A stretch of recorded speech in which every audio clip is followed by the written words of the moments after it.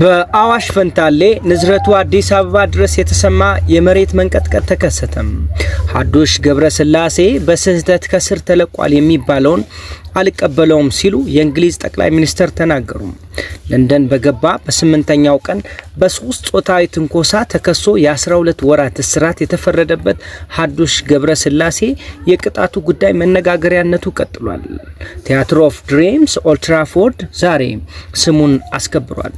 በደስታና በጭንቀት ስሜቶች መካከል ሲዋልል በነበረው ድራማዊ ጨዋታ ማንቸስተር ዩናይትድ ብራይተንን በማሸነፍ ከየካቲት 2024 ወዲህ ለመጀመሪያ ለሶስተኛ ተከታታይ ጊዜ የፕሪሚየር ሊግ ድሉን አስመዝግቧል።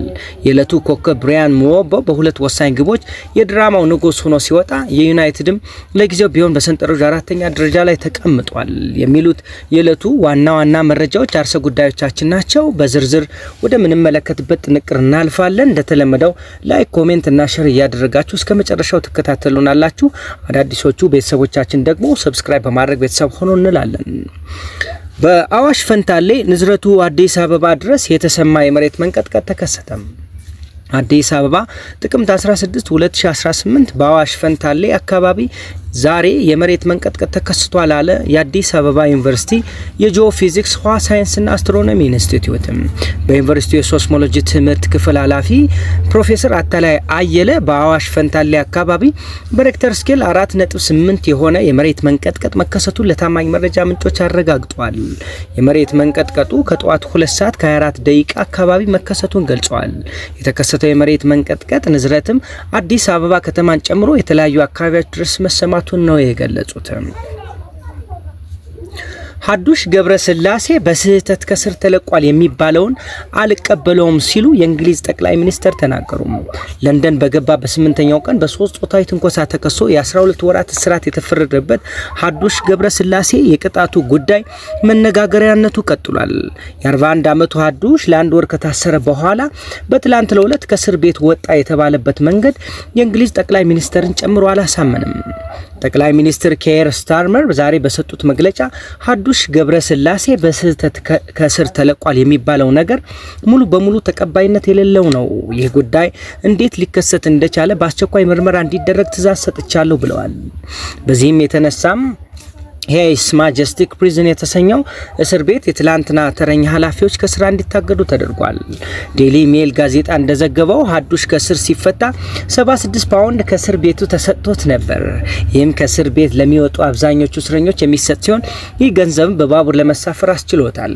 እስር ቤቱ ከሚገኝበት ቼልምስፎርድ ባቡር ጣቢያ የተሳፈረው ሀዱሽ ወደ ለንደን እንደተጓዘ የሚገልጽ መረጃ እንደተገኘ ፖሊስ አስታውቋል። ይሁንና የት እንደወረደ ያልታወቀ ሲሆን ይህም የፍለጋውን አድማስ ሰፊ አድርጎታል። ጠቅላይ ሚኒስትር ስታርመር በመግለጫቸው ፖሊስ ሀዱሽን የግዴታ ማግኘት ይኖርበታል፣ ለዚህም መንግስት አስፈላጊውን ድጋፍ ያደርጋል ያሉ ሲሆን ከተያዘ ወደ አገሩ የሚባረር መሆኑን አስታውቀዋል። ሀዱሽ ከእስር ቤት ከወጣ በኋላ ወደ ባቡር ጣቢያው ሲሄድና መንገድ ሲጠይቅ የሚያሳይ ቪዲዮን በስፋት ተሰራጭቷል።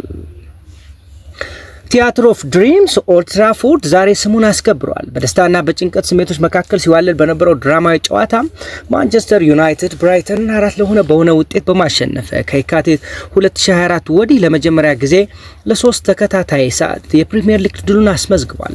የዕለቱ ኮከብ ብራያን ምቦሞ በሁለት ወሳኝ ግቦቹ የድራማው ንጉስ ሆኖ ሲወጣ ዩናይትድም ለጊዜውም ቢሆን በሰንጠረዡ 4ኛ ደረጃ ላይ ተቀምጧል። ጨዋታው ሲጀመር ዩናይትድ አጫወት የእግር ኳስ ትርኢት ይመስል ነበር። ቡድኑ በሜዳው ላይ ሙሉ በሙሉ የበላይነትን ወስዶ ተቀናቃኝ ብራይተንን ሲያስጨንቅ ታይቷል። የግባ መጋረጃ የተከፈተው በክረምቱ ክለቡን በተቀላቀለው ማቲያስ ኩኒያ ነበር። ኩኒያ ለ16 ጨዋታዎች ተጠናውቶት የቆየውን የግብ ድርቅ በውብ ጥበብ ሰበረው።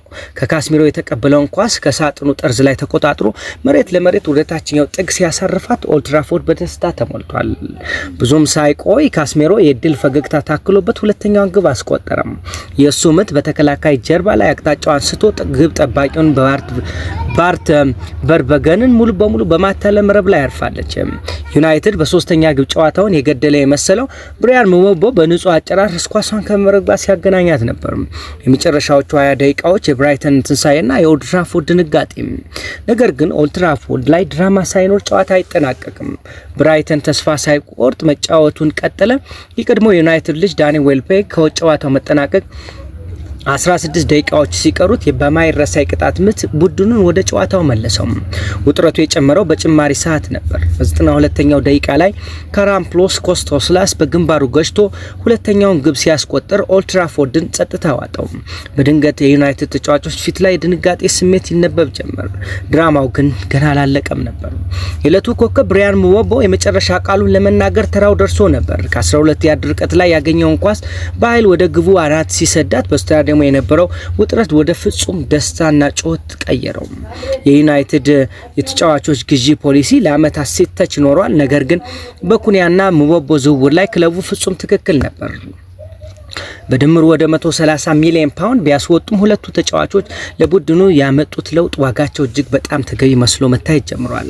የጥምረት ለዩናይትድ የፊት መስመር ከዚህ በፊት ያልነበረውን ዓላማ አቅጣጫና ጉልበት ሰጥቶታል። አሰልጣኝ ሩበን አሞሪም በትክክል ይፈልጉት የነበረው ይሄንን ነበር። ልክ እንደ ብሩኖ ፈርናንዴስ አደጋ ለመውሰድ የማይፈሩትና እውነተኛ የግብ አዳኞች መሆናቸውን አስመስክረዋል። ከጥቂት ሳምንታት በፊት የአሰልጣኝ አሞሪ የስራ ዋስትና አደጋ ላይ ነው ሲባል ነበር። ዛሬ ግን ቡድናቸው በሜዳ ላይ የበላይነት ስሜት እያሳየ ወደ ቻምፒየንስ ሊግ ስፍራ ተመልሷል። የእንግሊዝ ፕሪሚየር ሊግ የዚህ ዓመት ፉክክር ከበድ እንደሚል ከወዲሁ የሚታዩ ሁኔታዎች እንደቀጠሉ ናቸው።